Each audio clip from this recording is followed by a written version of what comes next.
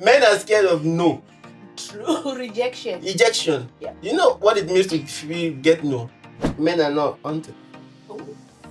Right? Men are not hunters. Real hunters are hunting to kill and destroy. Hunters are not wanting to give life. Like, I love my mother so much that there are some things that I would rather tell my father and not my mother.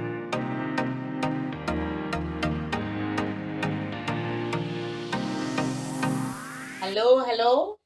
Hi, everyone. Welcome to yet another episode of KIT, Keeping in Touch with Lucky, where we bring you guests from all walks of life, all things Zimbabwean, all things African. And today is special. All my episodes are special, but this one is specialist, if you will, for 3 reasons. Number 1, all my guests are special. Number 2, I have a man in the studio because it's very hard to get men in the studio. Number 3, guys, I have my first non-Zimbabwean guest. Yep, are you ready? I have my first Nigerian guest. Welcome, Victor Adeseolu. Thank you very much. You did a very good job saying that. I was practicing your name, Adeseolu. You did very well. Oh, thank you, Victor. You have no idea how happy I am to have you here. I love the outfit. Yeah, I thought about how can I get more Yes. African Yes. vibe into it, because I know you're very proud of Africa. I am. So I'm like, let me impress you. Yes. No, I love the authenticity. You know, I just love, you know, it's giving Zelensky vibes. Why you not wearing suits? What was that? Yeah. But anyway, story for another day. Yeah. No, thank you so much for coming. I've known you for some time, and this has been a long time coming. Yeah, you know, every time we see each other, we're like, when are we doing that podcast? When are we doing that podcast? So I'm glad we're here now. It's a pleasure. Thank you. Yeah. So I suppose before we introduce the topic, I always like to do this little game that I'll pick up. I'll get you to pick a paper from here. Shake it properly. Oh, shake it properly. Okay. Let's see this one. Yes. Tell us what it says and speak on it. Do you ever think your parents gave you the wrong name? Wow. I love that. I like that. But I think my parents did not give me the wrong name. But I think my first name is Oluwafemi. Oluwafemi. My middle name is Victor. But for job purposes, and when I migrated to UK first, I couldn't get a job because of the name. So I applied Victor. So at that time, my mom was considering moving Victor to the first name and putting Oluwafemi in the middle name, just for economical purposes. But then it's a blessing. Oluwafemi means God loves me, and Victor means, power, victory. Victorious. I love that. This is just so befitting, you know. Oh wow! No, thank you for sharing that. Oluwafemi. I think it's quite a common. Femi, love me. Oh, I see. So I know a few Femis. That means love me, marry me. Okay, so it's both male or female. I think it depends. So I think some female also be a Femi. Yes. Or they say Fenomi or something like that. But Femi is more common around the male. Right. Lovely. No, thank you for sharing that. That's always very insightful, these little games that we play. So Victor, we are talking here today. We're going to talk about men in relationships. If you know me, you know I love talking about relationships. I could write a book because I've been through a few, you know. So I was so happy when I was asking you to say, what can we talk about? Because I know you've got so much to give. And even before we started recording, you and I have had really wonderful finished the whole podcast. We did. We had really good conversations. So I was so happy when you brought this topic up to talk about men in relationships. So, and I was so happy that you're a man. Because I had one person say to me, "Oh, but you guys are always talking about men. You ladies are talking about men, and then you don't invite us." You guys talk about men? Apparently. Apparently. So, and then he said to me, "But you don't even invite us." I said, "Well, you are invited." But of course, he said, "Ah, yeah, suppose I can't come." So I was so happy when you were keen to come. So maybe before we get into that, tell us about Victor. Now I know, you are Oluwafemi. I know that part. Tell us, your background, in Australia, what tribe are you and things like that. So I'm from Nigeria, and my background is the Yoruba ethnic group. So in Nigeria, we have three major ethnic groups: the Yoruba, Igbo, Hausa. Yes. So I'm from the Yoruba side. I moved to Australia in 2014 on an international student visa, and also been here just over 10 years. I'm a social worker. I also teach in schools, and also I do stand-up comedy. I do MC. I do like anything that includes bringing people together and making people happy or bringing joy to life, right? Yeah. No, I love that. Yes, you're an amazing MC. I like your style. I think your style is similar to mine. I always laugh when I see, Ayo. Ayo. Yes, she always says to me, "Oh, Lucky, you're my favorite comedian." And then she comes to you and she says, "Oh, Victor, you're my favorite comedian." Yeah, she says that, She always does that. But I think that she sees those similarities. The style is similar. So, no, I love your work. I think we'll also link your pages and all that. So if people want, if you don't want to hire me as an MC, you can hire Victor. He's actually a very good one.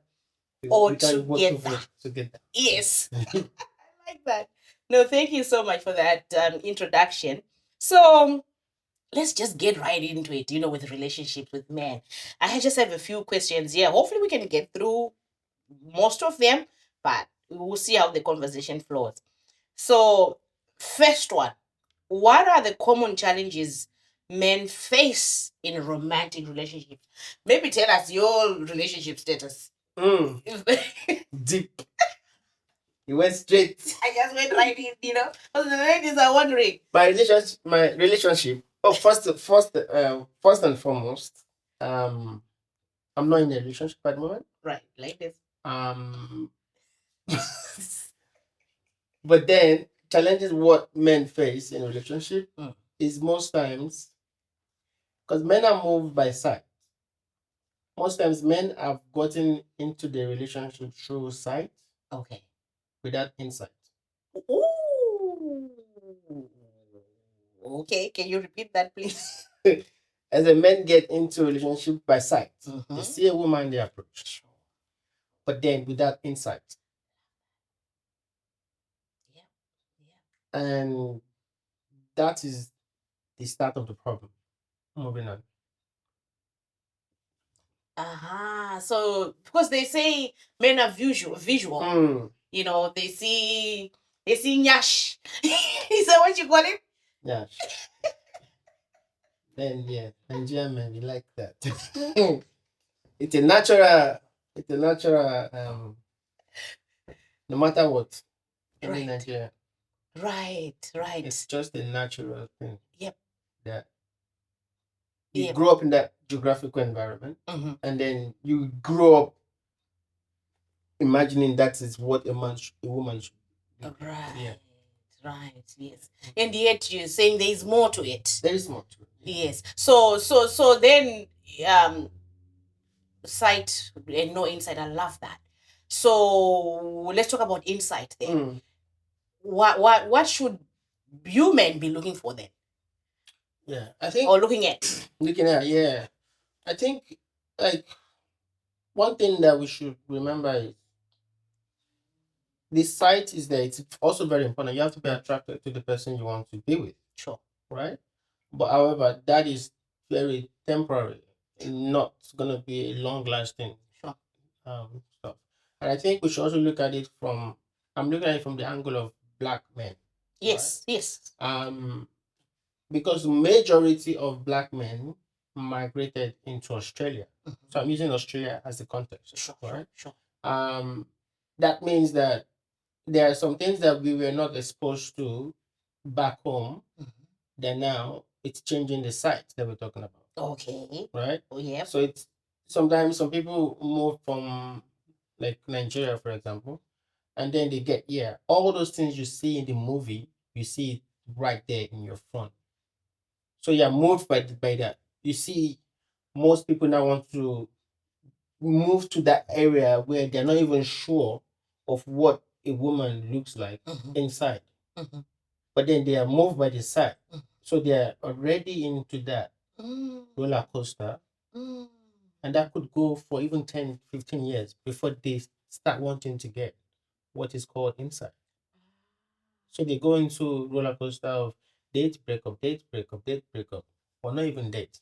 They call it I'm seeing someone, I'm seeing someone, I'm seeing someone. Situationship. Situation. for a while until you get yourself together. Like, what am I actually looking for? So when the beauty comes, yeah, that's good, but what's the inside? Right. I like that. I like that so much that you're saying, the things you'd normally see in the movies, you're seeing them in front of you now. So that can be really, if you're not anchored, if you don't really know what you want as a man, you can really get boom, boom, boom. True. And by the time you're back now to your, years have passed, and to us, you are now damaged goods. Yeah, damaged goods. And then now you react based on trauma, or based on experience, or based on life challenges. Even when you meet the person that has got the real insight, but you're is reacting to the previous side. Exactly. Yeah. Exactly. Yes, and it's those the trauma responses, because you're now reacting based on the other people, the other, likewise for us women as well. You go into a relationship or two, it affects this relationship affects the next one and the next one. So as you get to the fourth one, you've got 3 relationships that are influencing the fourth one you're in. Sometimes positively, sometimes negatively. I was going to say adversely, negatively. So how do we then navigate that? Like, because for me, I'm just gonna put away the questions. Because for me, I think that is the problem. How do you then navigate, or how do I not? Is it possible to not judge Peter because of what I encountered with John? I mean, honestly, it's not even you judging. It's your brain working on its own. So your brain, it's working on its own, giving you behaviors of Peter and copy and pasting it on John. But then when you react to that, that's when you are actioning those things. The thought will come. True. But then once we tell ourselves, look, is this me responding to this behavior based on that? Because some people you hear, oh, this sort of men, don't date them. And this is the thing. We are gradually passing wrong message to the next generation. You Nigerian men, don't date them. Zimbabwe men, don't date them. Zambia men, don't date them. Now you have put all African countries, don't date them, don't date them. Then the next generation has got this repetitive message saying, don't date them, don't date them, don't date them. And then we are passing our own trauma, our life experience to these children. Sure. Right? Yeah. So how do we respond in a way is acknowledging that maybe myself have made some decisions based on sight, like from a man's perspective. Sure. So when I meet a lady, I should not be thinking around just getting on her. I should be thinking around getting to know her more. Right? Getting on her. Yeah, I mean getting to know her more for who she is. Sure. Like knowing her values. Does she have the same life experience, life expectation? What's her goal in life? Yeah. So such sincere questions. And most times women also we also try to do some, like we also try to brag about, oh, I'm a manager, I'm an engineer, I'm a this, I'm a that. So that ego is also there as an expectation, because we also feel like the woman, we're trying to provide. Men are providers. Yeah, provide and security. But again, the environment has changed. True. Right? Like women can provide even more now these days. So the environment is not back in the days. Now everybody's paid almost per hour. Yeah. Right? If you're not paid per hour, maybe monthly. That means so. But again, it's measured payment. It's a very calculated measured payment. True. So we have to understand what is the current change of environment I am right now. Sure. Now, if I'm going to look for a life partner, like what's my goal with this person? Sure. As soon as you say hello to someone, am I going as an acquaintance? I'm trying to know her a little bit better before making that decision of I actually would like to know her more and probably want to date her. I like that. I like that. So what I'm hearing is, time will review maybe the for you, because you're not going to know my values just by 1 minute, obviously. So then, which leads me to another question. A guy is friendly with me, maybe they're texting me and then they invite me for lunch, maybe another lunch. This is where things start. I'm like, what's going on here? So how then do we women, I don't know how to say it, because then for me, if you're calling me once to take me out, you're gonna call me again. Yes, for yourself, you're doing it to get to know me. How do I don't know, maybe this is a question for myself as a woman. Like, how do I then not raise my expectation to say that maybe this might go this way or this way? So I guess what I'm saying is, should men tell us their intention? I don't know about that. I'll start from this. The migration system in Australia is quite limited. Okay. In fact, they are reducing the number of people that will migrate in the next couple of years. Right? So, and the reason why I'm pointing that for the start, before I get to your question, is that we might end up dating someone else's ex. Oh. Do you get? Agreed. First of all. Sure. So when someone approaches you and I invite you for dinner, lunch, the genuineness of it should be measured. Right. Right? I think sometimes, if he's not making any action of trying to talk or trying to do that, as we're just having conversation, I think from that point, you understand who he is. Right? And this is a challenge I actually had to ask my pastor. At what point is it even safe to say hello to a lady now? Because now, you ask a lady for a tea or coffee, saying Victor has got a plan. This is my thing. And then you ask her for lunch, hey, Victor has got a plan. He likes me. Ask me for dinner. I am going online looking for wedding dresses. This is the thing. And I think it's also trauma response. Right? It could also be trauma response, because when did we move from dinner to now is my future partner? Because now, I give a personal experience. I was speaking to a lady, Christian lady, we were talking, having a good chat. I was even encouraged, wow, to see a Christian person talking and having a good chat. And one time she was in my area, she said, oh, let's catch up for, this thing. I'm like, yeah, cool. But then I was trying to know her. But in her mind, she was already picturing something else. Yeah. Now, maybe I could have done it better by saying, look, I'm trying to get to know you. Yes. Right? And say, look, the intention is trying to know you. But again, I've said that before, and the girl replied and said, I've got enough friends. I don't need another friend. Now I need husband. So now you get to the point like, okay, You have to be friends first before you get to the point of husband. This is lifetime contract.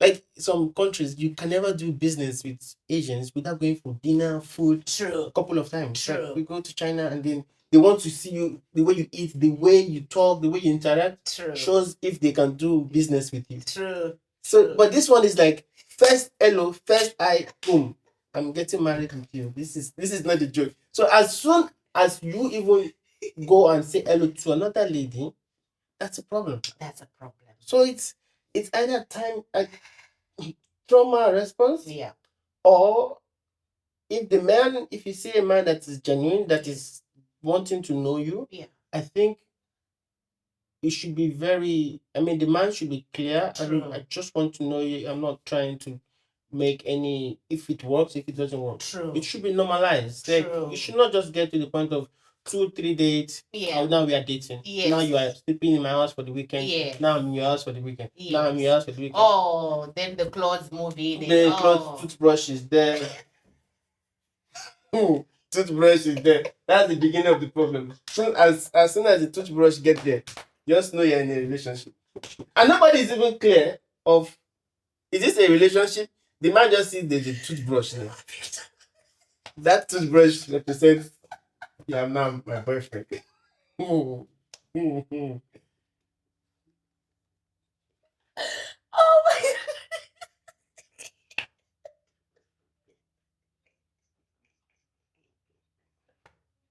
You are funny. I'll just sip my coffee. Oh my goodness. Let me take my water. Oh, wow. You just made my day. Oh, that is so funny. Yep. No, I just need to recover from that. No, you're so right. I think that the expectation has to, the expectations have to be clear. Intentions have to be clear. And I say intention on the part of the man, and expectation maybe on me. Like, you also need to know. Let's say it's you and I. You need to know what I'm also looking for. Yeah. And so Lucky, what are you looking for? There's some people who are just looking for to have fun. Yeah. Some people are looking for marriage. Some are not. Whatever that is, it needs to be communicated. And then, but for me though, excuse me, if a person says, "Oh, look, I have enough friends. I'm not looking for friends," that's really a sign that is not the person for you. Because if you're not looking for that, because I also think that if a man likes someone right away, sometimes all the rules go out of the window. Yeah, you're right. You make your move. Still, till date, I had a crush with a lady in my primary school and my university. This lady. If she says she will marry me today, I was like, I still like her. Now the problem now is she doesn't like me. That's it. Do you get? But then I do not, as a man, that's the way the brain is thinking. So I have to distinguish between what my brain is thinking, and what the reality is. Yes. Right? And you have to think, because sometimes we think we are our brains. No, our brains is full of, it's like a computer. It's full of information mistakenly downloaded, unintentionally downloaded, parentally downloaded, correct, environmentally downloaded, and then that makes your reaction. We are constantly collecting information, intentionally and intentionally. Yeah. So it's something that you need to distinguish. Wait a minute. Yeah. You're saying a lot of things right now. Sure. What is actually the best thing for me to do? Yes. Excuse me, it's from all that laughing now.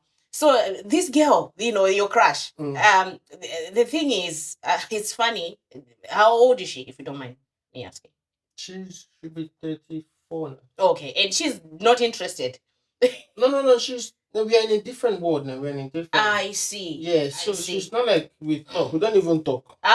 So she's just someone like you mentioned. Yes. If a man sees somebody, and is ready. I see. The man will. I see. Will go. And you're right. Because we are moved by sight. Yes. Right. Yes. But again, if we put the insight, that might not be the best option. True.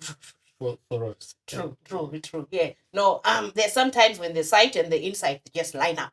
Oh yeah. Because I know people who got married, or maybe they'll tell you, the first date I went on, this lady, I knew. Yes, maybe I didn't tell her right away.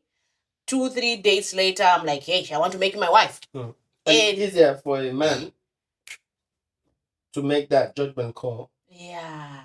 Because the insight and the sight aligns. It does. Because for me, I think if you're, I've had guys that I've talked to for months and months. It's like we're just talking. Yes, I get it. But there's also something behind there. You're like, what is this? But then you can't ask. For me, I also have my pride. I would never ask, and I'm happy to keep it at friends level. But then you can sort of see it. But for me, as long as there's that hesitation as well, you're not the one for me. I feel that a man who wants a woman will let them know. No?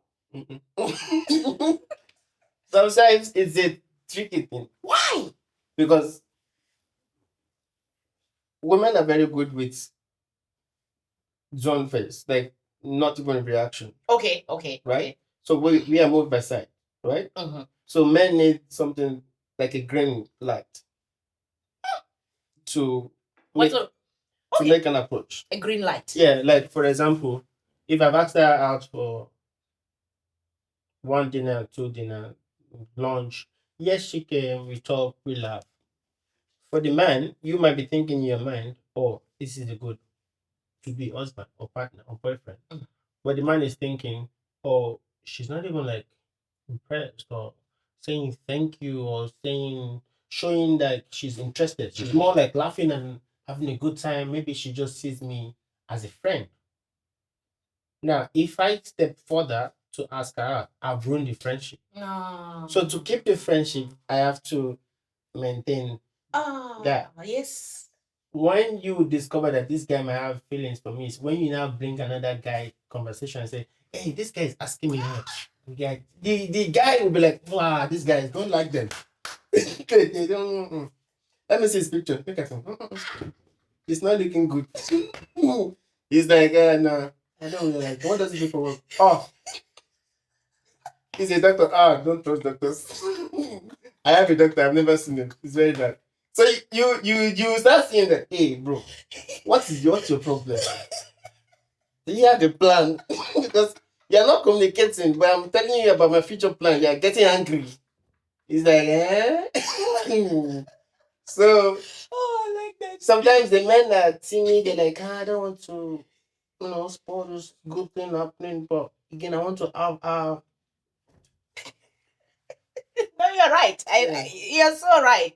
You're so right. So back to the green light. You're saying now, you know that they have feelings for you when you bring in another man in the picture, in the conversation. This is just an example. And you have experienced that. So I agree with that 100%.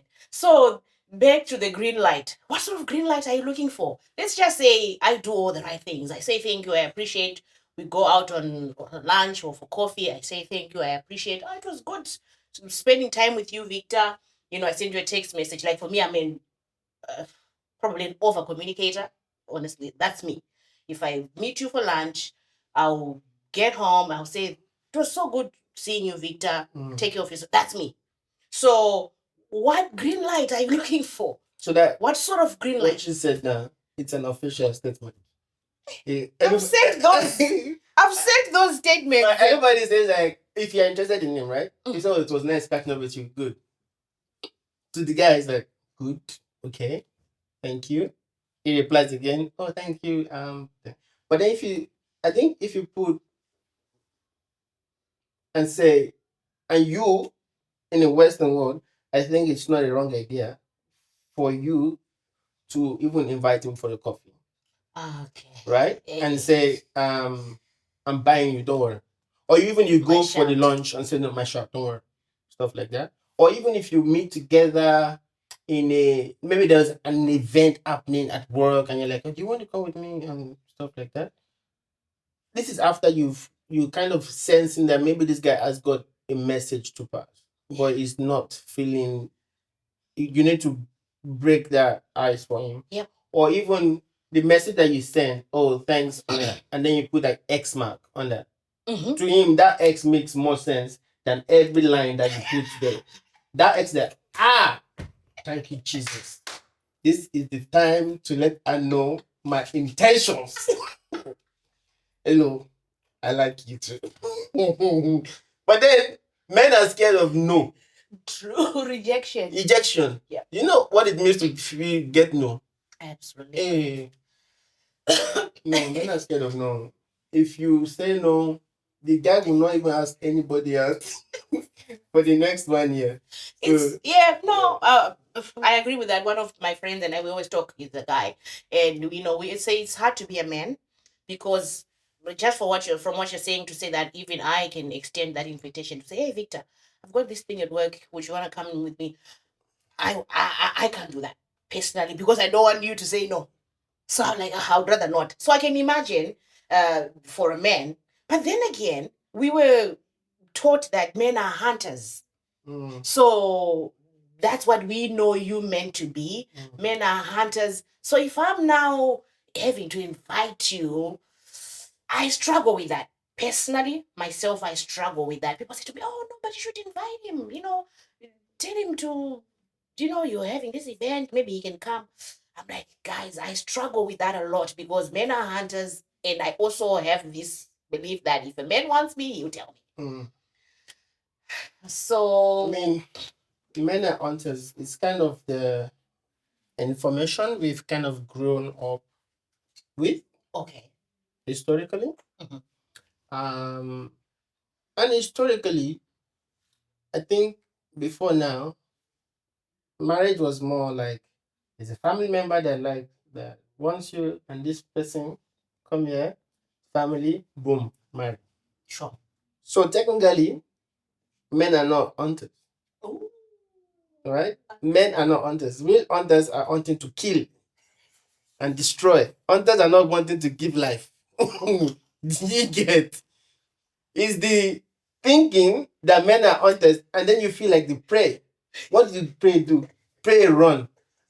Where do you hunt? Farm, bush. So the ideology that men are hunters is one of the reasons why we're having a broken family system. Do you get? So when you say, oh, men are hunters, you've already made the man the hyena, the lion. So as soon as you see a man send you a message, hunter is here. Do you get? Like you are now in fight or flight. Yeah, fight or flight. But do I want this hunter to catch me? Do you know every prey runs from their hunters? Absolutely. And do you know hunters set traps sometimes? Yeah. Because sometimes the preys, they know how the hunter wants to get them. That's why you can get a rat trap somewhere. The rat knows that this trap, I've seen it before, it has killed my friends. I avoid that trap. So when we remove that idea, distinguish between a man that is a hunter, because I'm not denying the fact that there are men that are hunters, right? But there are also men that are not hunters, they are farmers, they want to keep. Okay? Men can also be farmers. They want to build a vineyard that they can have something to grow with.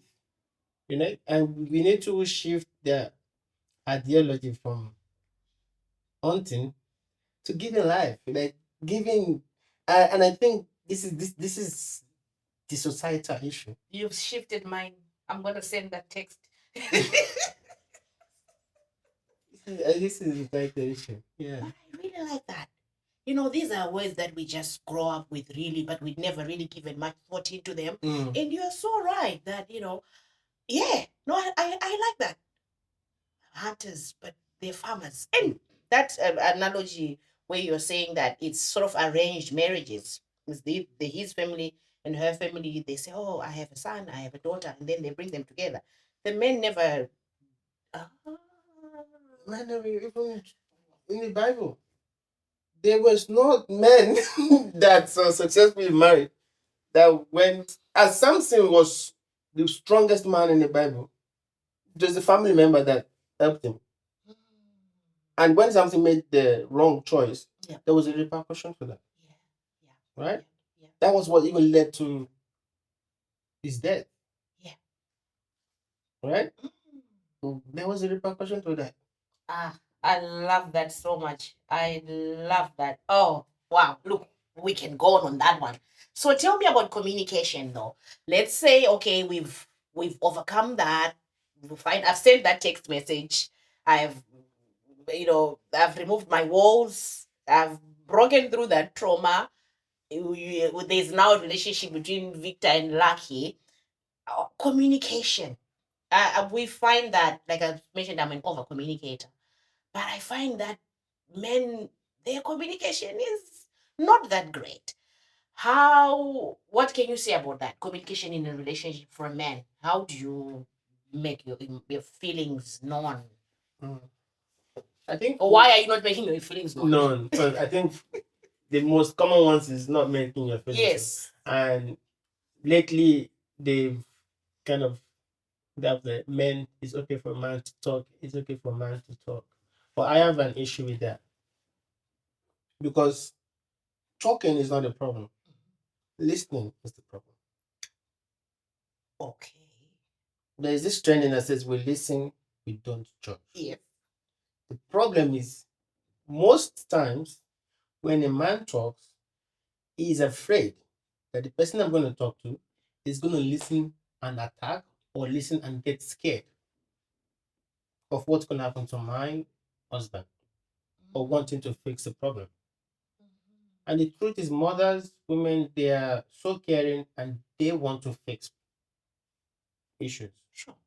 Like I love my mother so much that there are some things that I would rather tell my father and not my mother. Because my father would listen and kind of work together on how to bring in a solution. But my mother will listen and then go behind me and try to fix it. And before I said, Mom, why did you tell us? No, the person can help you. I'm like, no, don't do that. It just causes more problems. It causes more problems, right? Yeah. So most times men want to talk. And the communication part also is we men, especially from African background, we didn't grow up actually seeing a role model of a community that encourages men to talk. Because you hear things like you are the head of the family, you are hunter, you are this. So some I don't know if you hear hunters talk. No, hunters just so so you don't really we don't and the environment and the age and time, the geographical location, the timing, it's shifting. Now it's important to talk. It's important to talk. Then it's also important to listen. I think those two goes hand in hand. Yeah. Like talking and not listening could lead to disastrous things. There's some things that men cannot share with their partner because once I say it's going to end this relationship, or you're going to see me in a weaker way.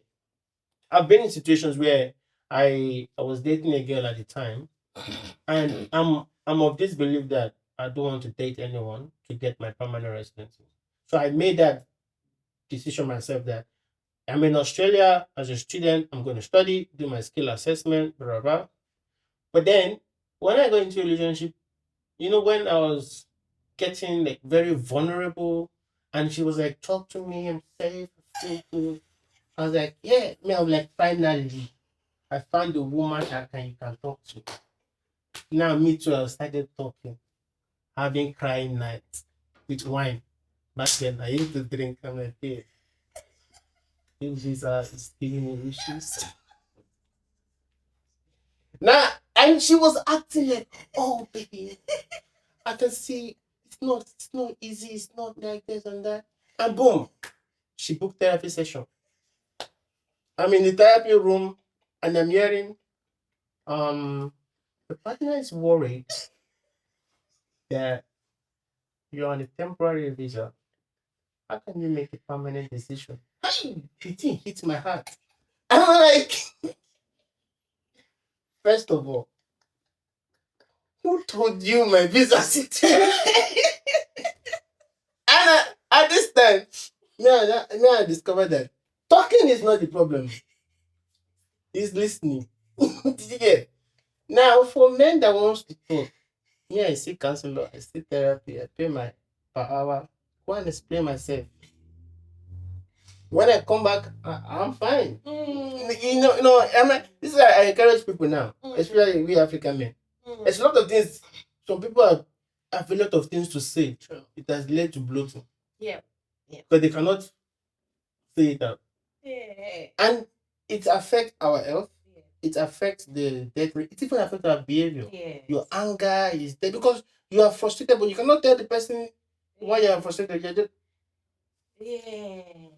So then it's important, if you want a man to talk, you have to be able to listen. Right.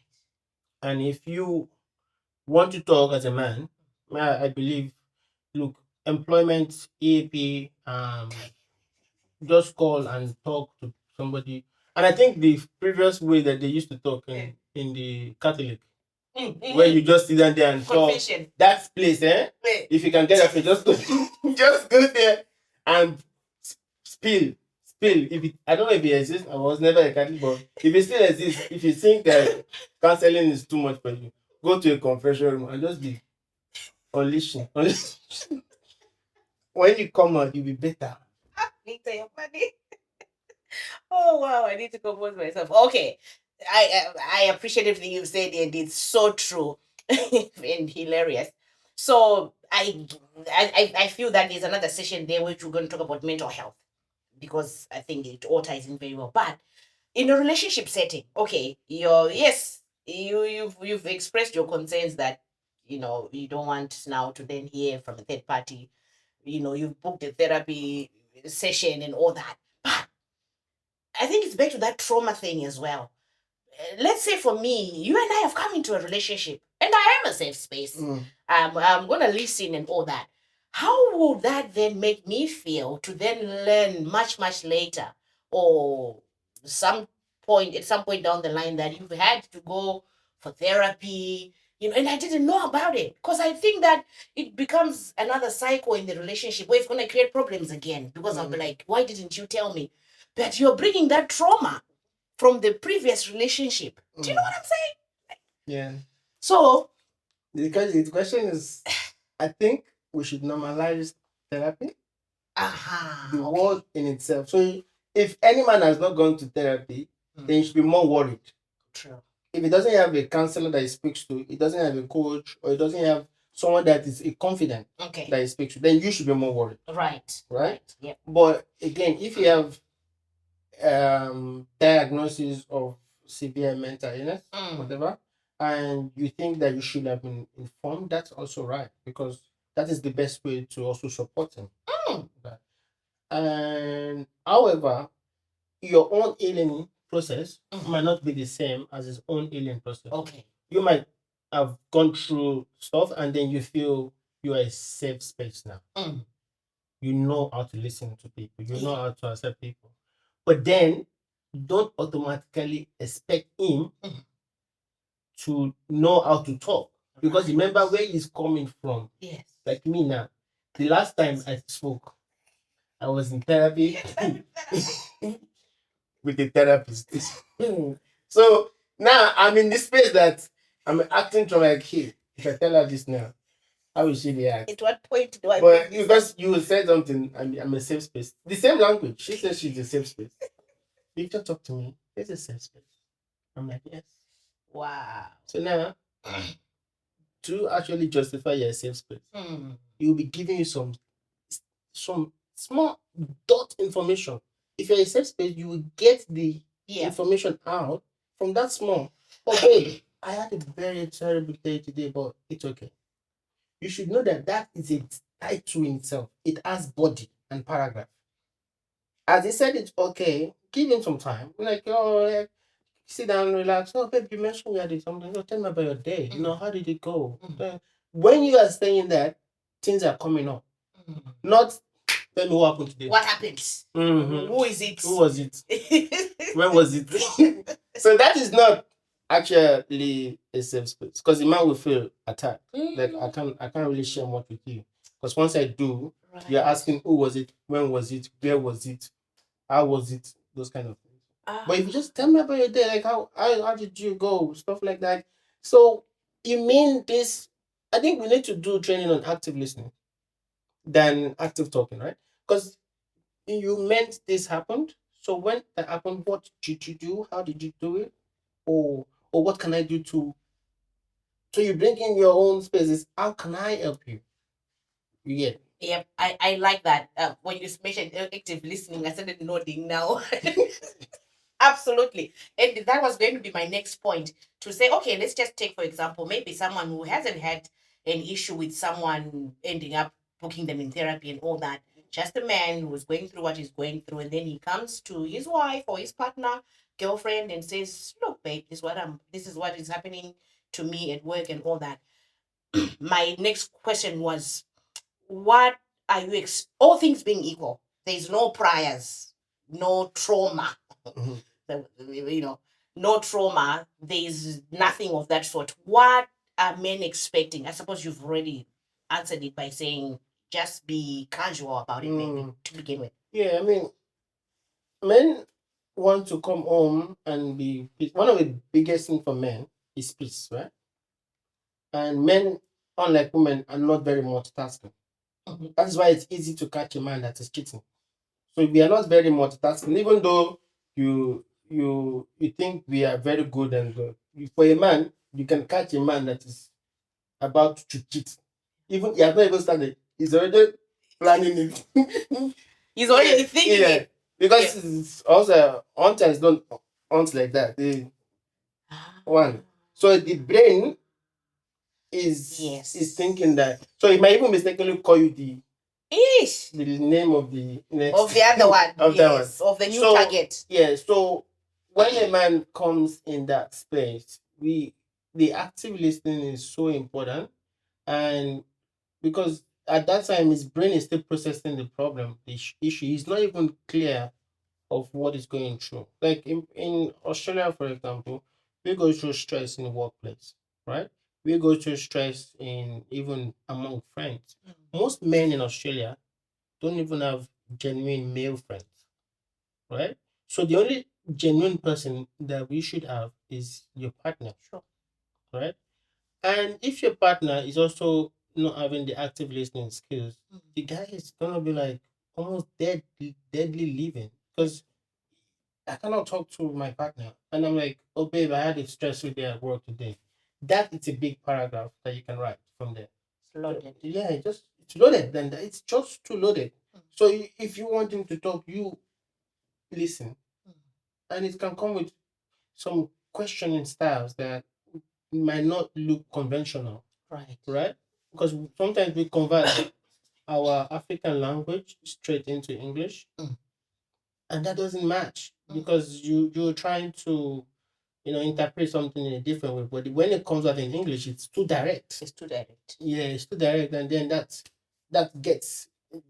blocks that. So as soon as someone is blocked, more information is unable to flow. To pass, yeah. And then later on in the future, you're like, babe, you should have told me this, you should have told me that. And it's like, I actually wanted to try to tell you. Like, no, you didn't. Look at you. See what you've caused. It's like, no, I tried to tell you. And that leads to other sort of support. So you start seeing the man using alcohol, going out unnecessarily, having unfriendly friends, having to maybe take work trip excessively when he can say no, because he's trying to find a way to just have a breathing space. An outlet. Yeah, outlet. Right. Because women, we are direct. I am. So I think that is where the messaging gets muffled up, because we are direct. So we expect that, but obviously it doesn't work like that because men are different. So I'm testing my active listening here as well. So let's talk about something else here. It's still along those lines of relationships as well. Pardon me. I think I've been to a few events where you've emceed and you've talked about your father. And excuse me. I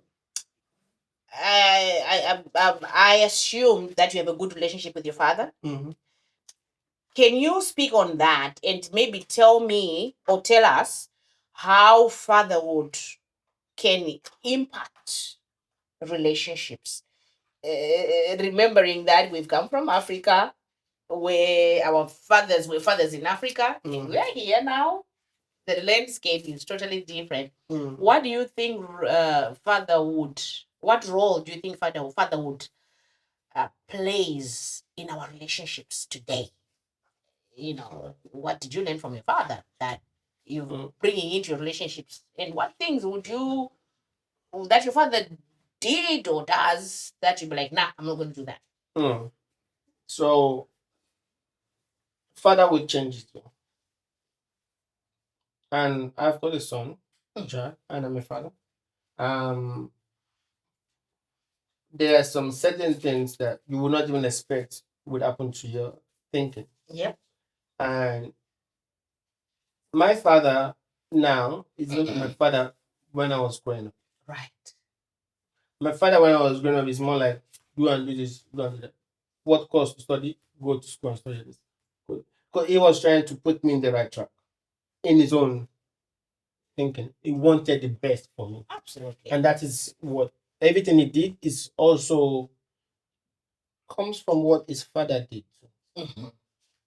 So sometimes if we are not careful, we hold some grudges on our parents on what they did. But remember, the intent is love. Sure. Right? The intent of everything our parents did is love. Sure.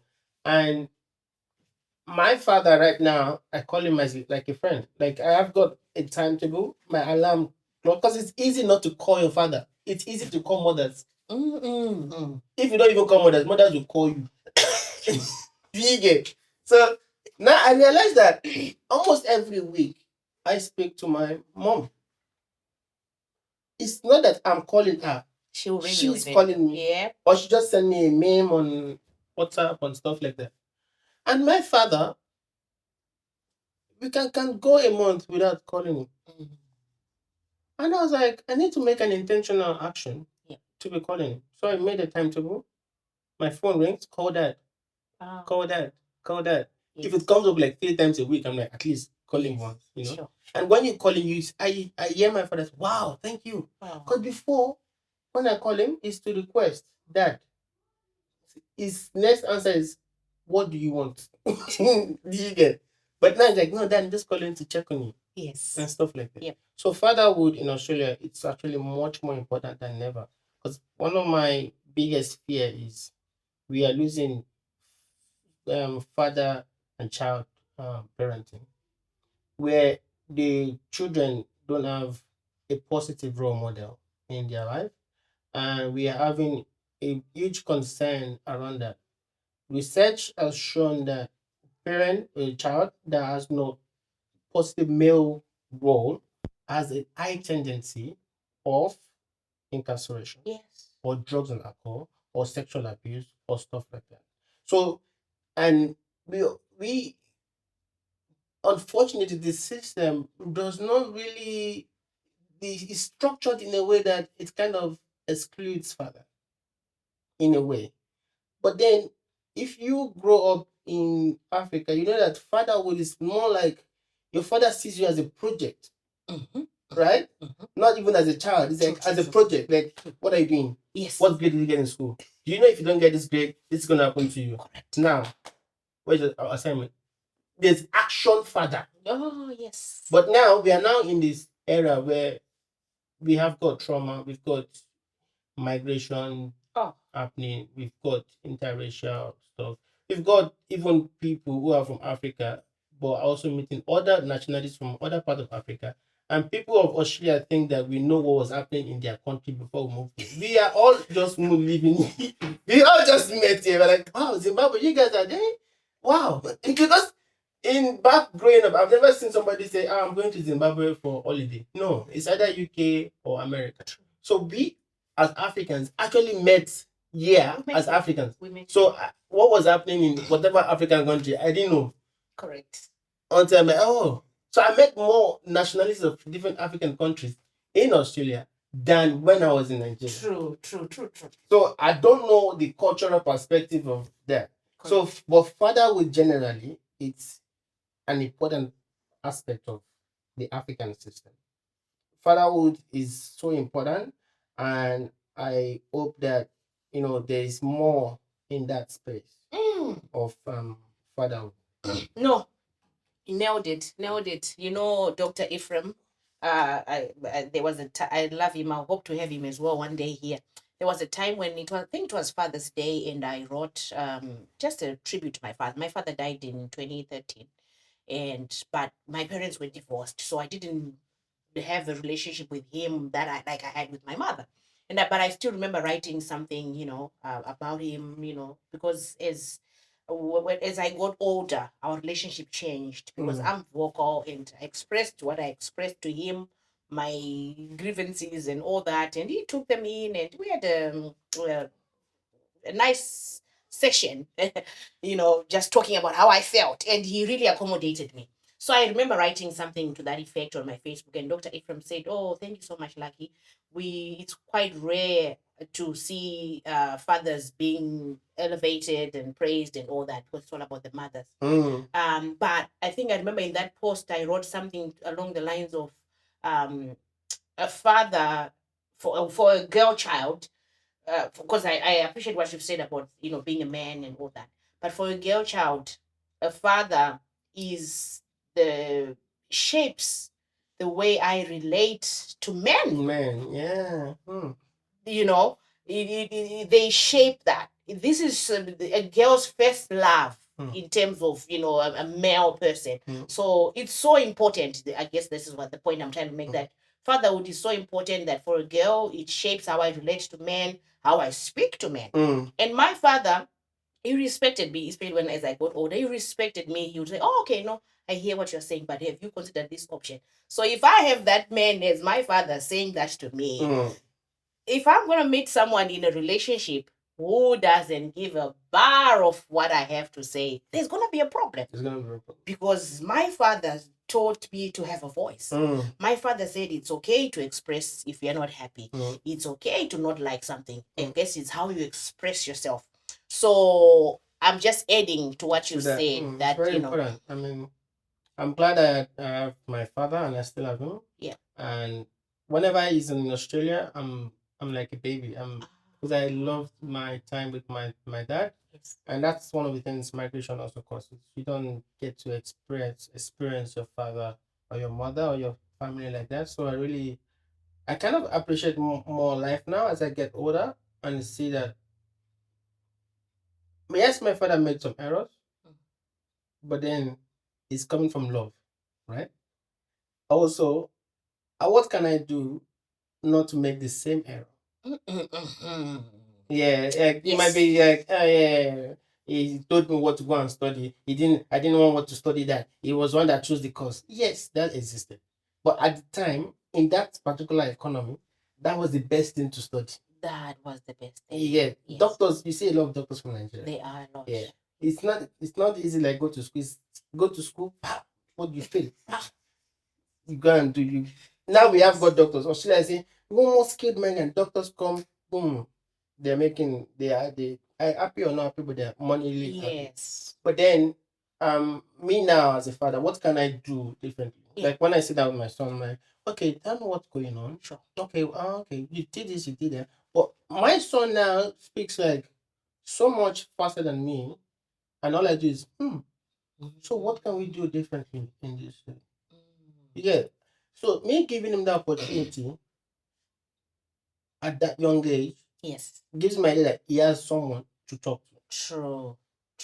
He has got someone to talk to. So I'm more like, I'm not even seeing myself as the typical father and stuff. I feel like I'm more of the therapy or the counselor that says, okay, talk to me, what's going on? Yep, the safe space.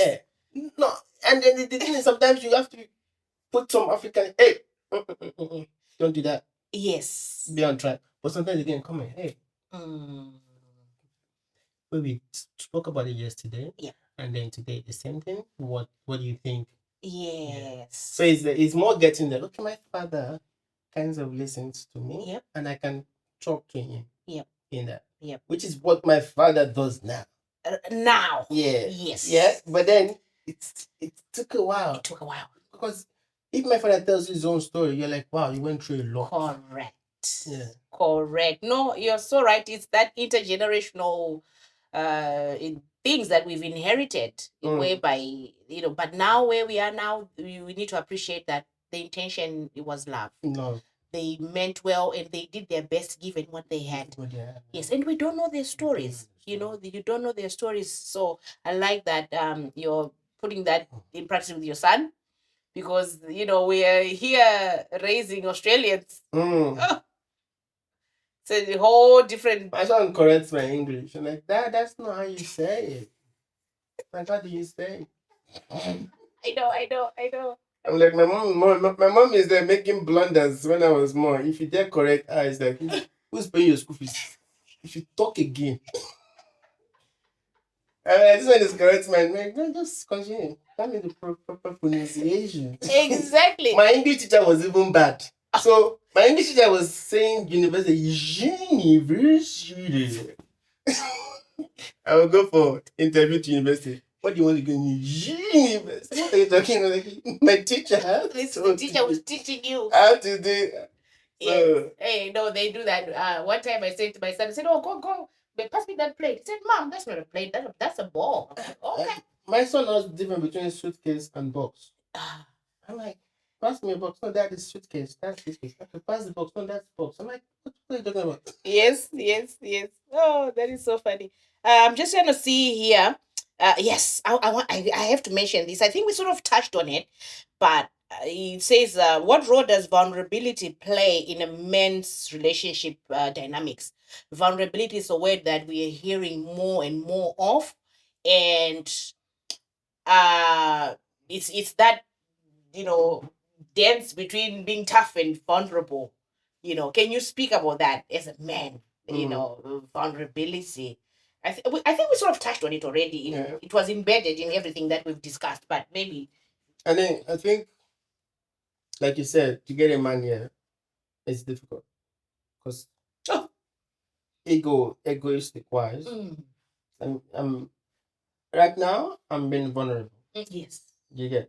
So to be vulnerable is not a sign of weakness, right? It's a sign of strength to me. And to be vulnerable also shows that you are maybe in your healing journey, or you have healed, or you're ready to help other people. But then, please repeat that.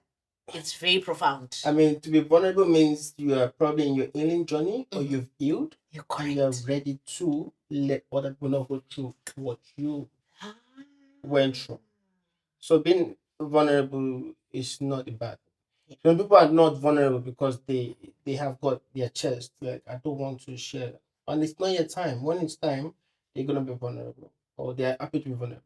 And everybody has got their channel of vulnerability. You can just be a volunteer somewhere and mentor other young people. Stuff like that. We expect our children, so see it this way.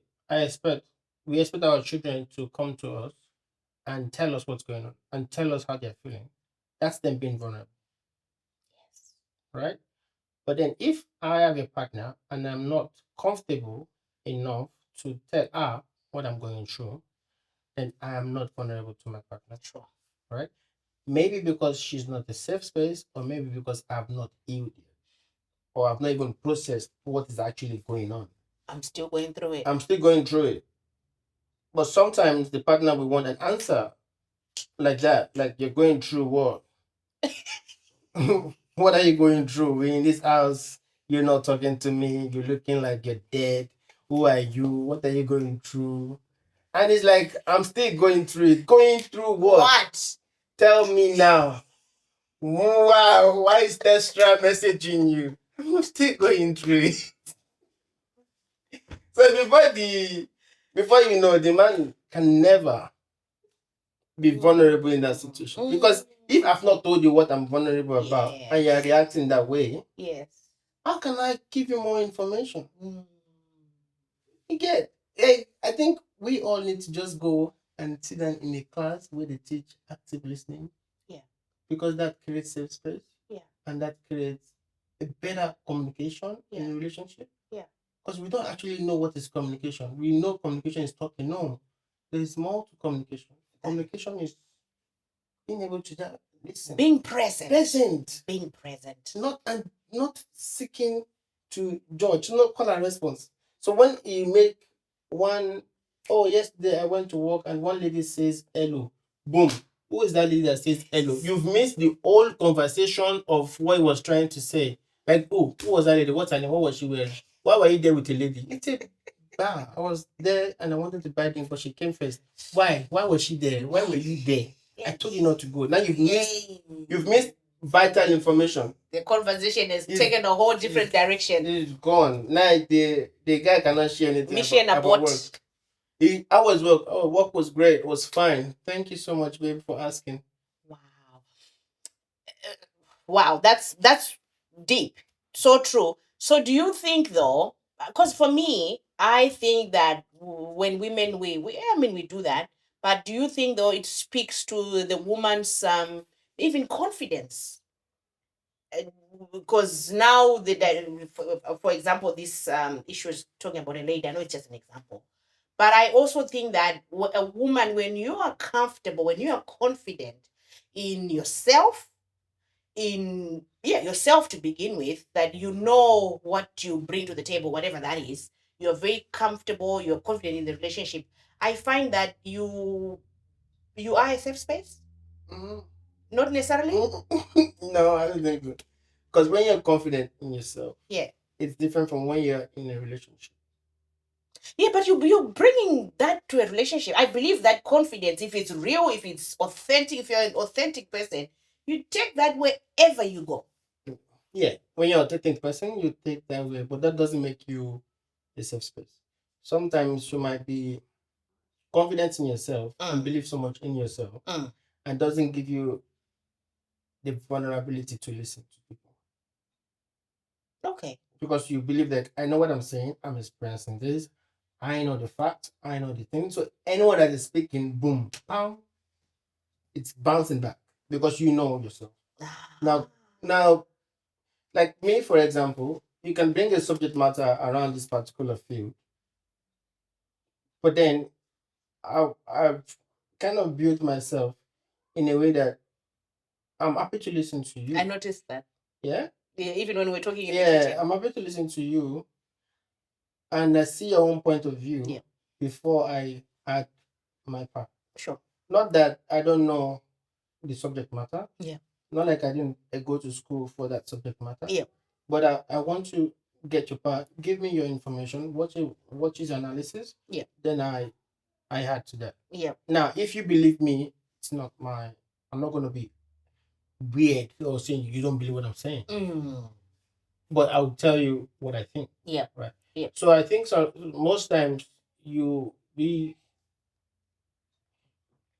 want to be saying that I'm confident in myself, I'm this and that, but nobody lives on its own island of its own self, right? Of course. Yeah. So if the terminology is good, but the practicality has to be coming in line with vulnerability. I'm confident in myself, but I'm also happy to listen to you. However, in a context, there are some times that the man might have made prior errors, right? And that could make the woman get triggered. Prior errors and cheated, huh? Yeah. Or even mistakenly opening door for another lady. And then the lady might be healing, but sometimes you're fine, but something triggers that, and then you also react and say, what was that messaging? Stuff like that. 100% agree. 100% agree. For me, this is why I find it very difficult to continue a relationship when there's been cheating. Because, hey, I'm going to be triggered. So the best, it's not for everyone. I'll speak for myself. I think when that happens, boy, bye. Yeah, definitely. Like, everybody is different. Yes. Right? So what worked for you Yes. would not work. Yes, for the because person. for me, the moment I should be okay with your phone going off at 3 in the morning. Yeah. Because it could be someone in Africa texting you and it's 9 p.m. there, so it's not a problem. So which goes back to my point when I talked about confidence. I what I meant was that confidence brings security. Yeah. In terms of, it's not gonna bother me if Exactly. if That's why I was like, confidence in yourself. But Yes. now that you're in a relationship, you have to be confident in the person you're with. Yeah. Because you're okay. But now there is COVID outside. Do you get? So once somebody says hello, cough, you're like, hey, why are you coughing? I'm confident in myself, I'm fine. Yeah. But your cough is making me probably want to cough. Right. So even though you're independent, you're confident in yourself, Yeah. you're strong about your own belief, and Yes. you know you're in a relationship for the good. Yes. But then if the person, you're not sure of his way, Yeah. that affects you. Oh. So if you choose to say, look, this is not working, and that also affects your communication style. It does. Because you're also trying to defend yourself. Yes. And this is why we mentioned, before you get onto that dating thing, know the person. That communication, 2, 3, 4, 5, 6, 8, 10, coffee or so you keep adding the coffees. This is the problem. No, because to know somebody, it's not 2, 3 coffee. Yeah, but what's a reasonable, I don't know the reasonable. It's depending on the person information. If you go on movie dates, know that there's nothing. You want to know the person, let's go and watch Tarzan. 4 hours, you're there. The guy is holding you like this. How you know be good? You like it? Yeah, I like it. You're like, you're already carried away saying this guy can hold you. His head is there. He's even having strong arm. Your medulla oblongata cannot operate properly anymore. You've destroyed your. Very. After 2, 3 months, what are we now?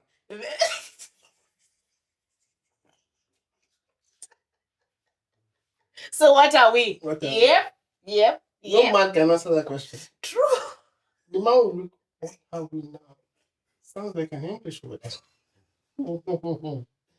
I'm telling you. So, no. If it takes 20, 30 lunch or walk, even if you don't want to spend money, do something. If you know that you want to know, say, before we start this thing, I've been into a few things. I want to know you properly. I want to be in a situation. That's why I said invite him out to where your friends are. Because your friends can know sometimes. Your friends can tell who this person is. Yeah. Invite him for events. Yeah. See how he reacts to people. Sure. People will tell you, because sometimes you might be romantically love is blind. Yes. Yes, true. Invite him. Glasses. Invite him. Yeah. African, I don't know if it's whatever community. Invite him out. See how he talks to people. People will come and tell you, this guy, be careful.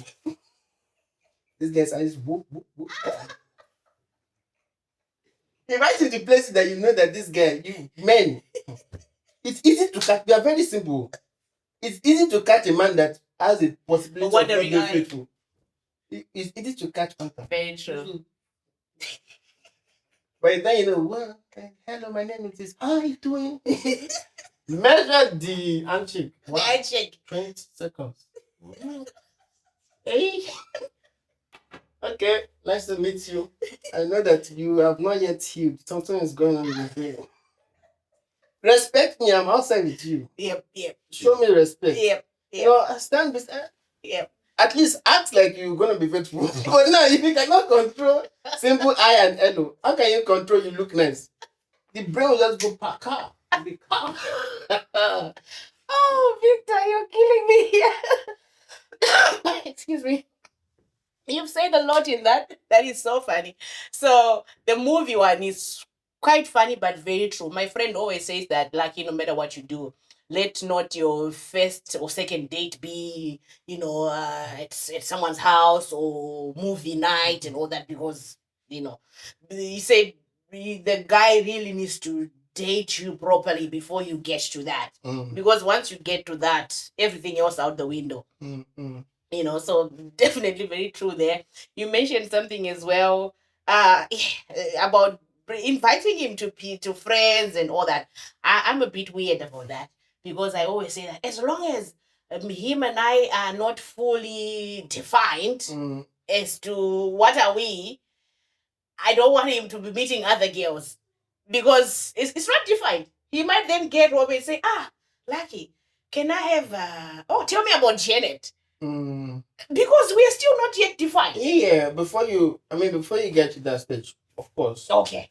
The clarity of what are you planning, what are your intentions? Your intentions. Right? Yes. And when you invite him, it doesn't have to be your friends, your family. It's a gradual process. It could be a work after work job. Fair. Right? Fair. It could be like a conference. Fair. Yeah. And just say, there's this conference. It can be a random conference that you're not even interested in.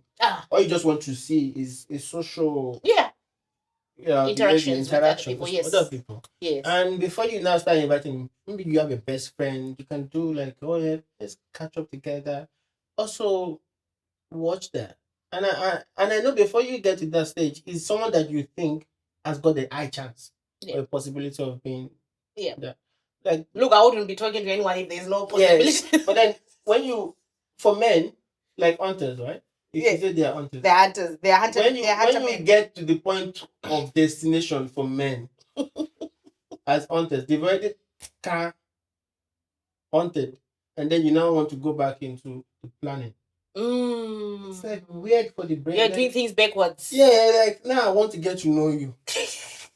Too late now. What, I've already greased the meat.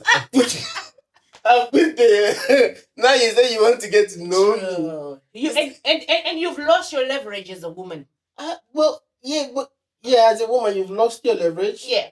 And as a man, like honestly, I'm not speaking from a point of like I'm a saint, right? No. It took me a few years to get to this place, right? I've been in situations where the first date is my house. Sure. Right? And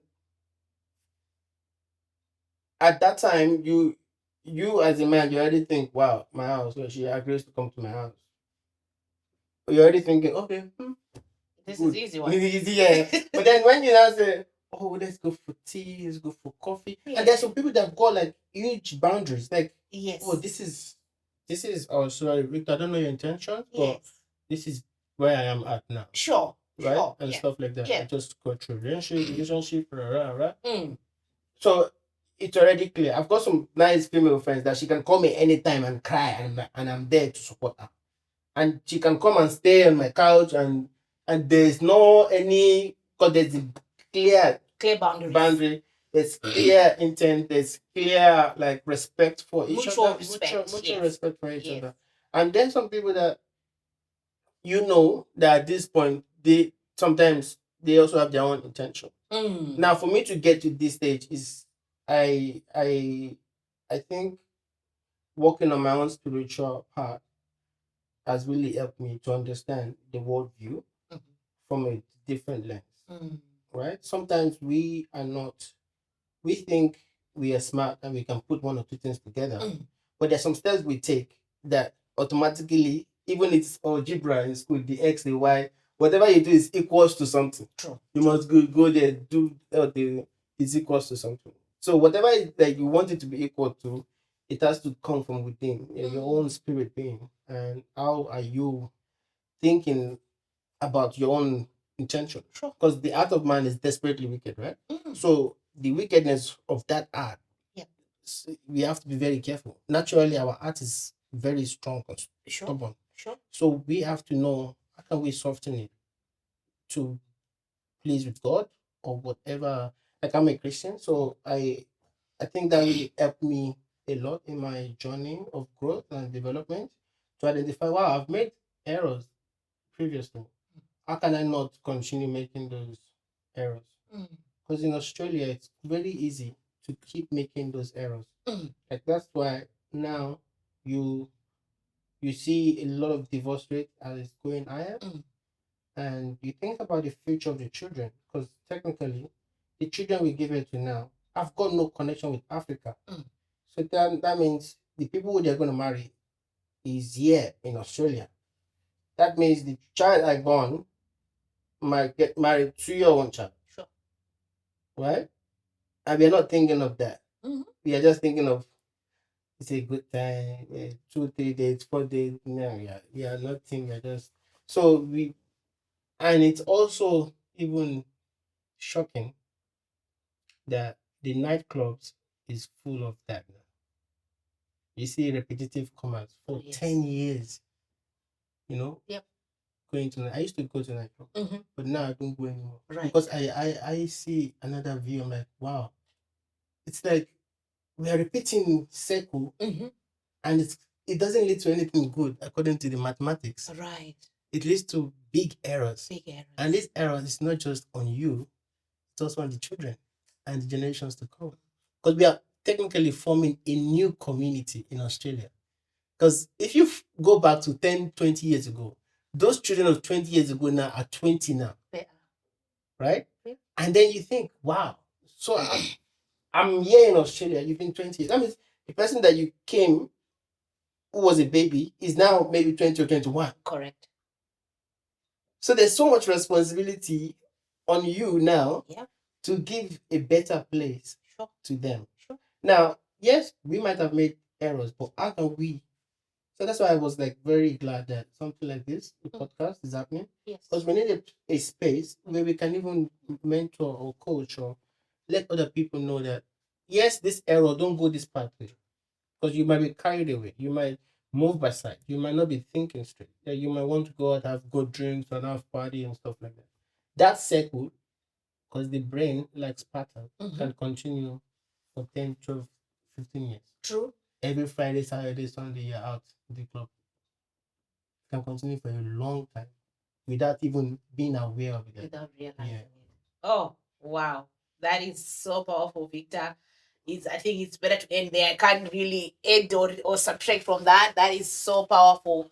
I had so much fun. I laughed so much. My throat is. I just laughed. So I had so much fun.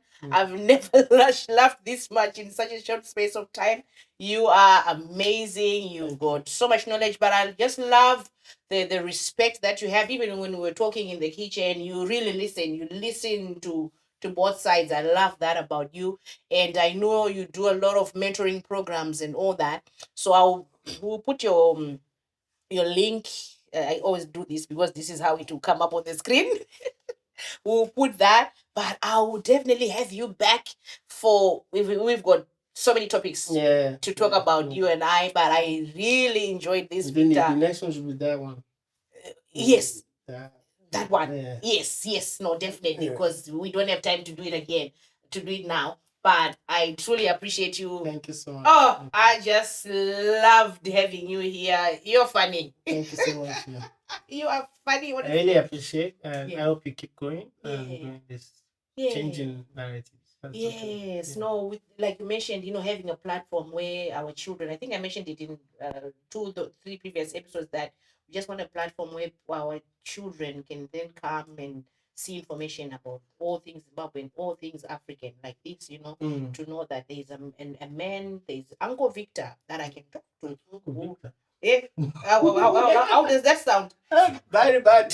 Very bad. I'm scared. No, that's when I knew I was old. Good afternoon, Simon. What? I know. That's exactly. We've become those uncles and aunties. All of a sudden. Yes. No, thank you so much. I really enjoyed having you here. Thank you guys for watching. Please watch, like, share, subscribe. Yes. Or even come on and be a guest. Yeah. Just DM her. Yes, that's right. Victor will come back. Gome, if you're watching, Dr. Ephraim, I think it would be good to have a panel of you guys. That would be so nice. I love what you guys have already done so far. I've joined on probably 3 or 4 of your sessions. Yeah. It's nice to see men coming together and talking about these issues, mental health and all that. It's wonderful. Look, we can go on. Thank you.